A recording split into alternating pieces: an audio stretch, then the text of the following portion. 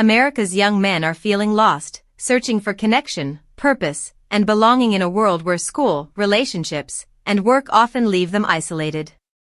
Many turn to the internet for guidance, where they encounter the Manosphere, a network of influencers preaching strength, self-discipline, and self-improvement, but often laced with misogyny and anti-feminist rhetoric.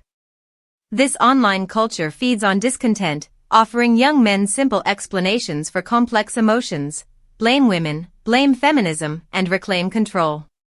Extremism reporter Will Carlos has spent years tracking how fringe movements enter the mainstream.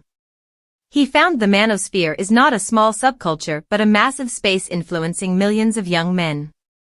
Experts warn it can serve as a gateway, linking toxic masculinity to more dangerous ideologies such as white supremacy and violent extremism. Research shows that misogyny is often present in the backgrounds of young men who later commit acts of mass violence. In California, Carlos met 17-year-old Arthur Espinosa, an aspiring MMA fighter who spends much of his time at the gym.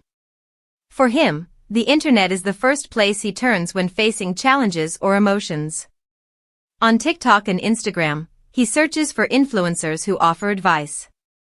Like many young men, Arthur admires figures such as Andrew Tate, drawn to his wealth, confidence, and lifestyle, even while uneasy about his more extreme views on women.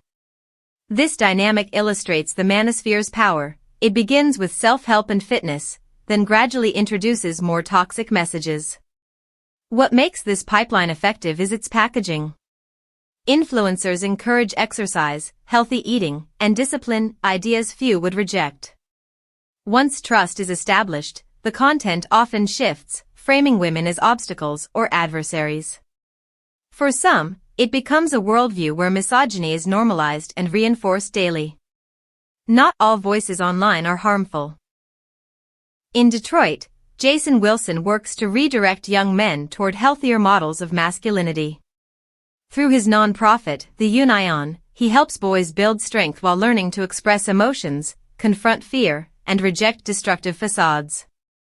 His work shows that positive mentorship can counterbalance the pull of toxic influencers. The challenge for parents and communities is staying connected. It's nearly impossible to monitor everything young people consume online, but open conversations matter. Parents who engage with their sons about what they're watching and provide alternative role models can help them distinguish between empowering advice and dangerous rhetoric. The biggest takeaway is urgency. America's boys are listening closely to the voices online. If those voices remain dominated by toxic influences, the consequences could echo far beyond adolescence. By investing in positive guidance and fostering trust at home and in communities, we can ensure young men hear more than one side of the story.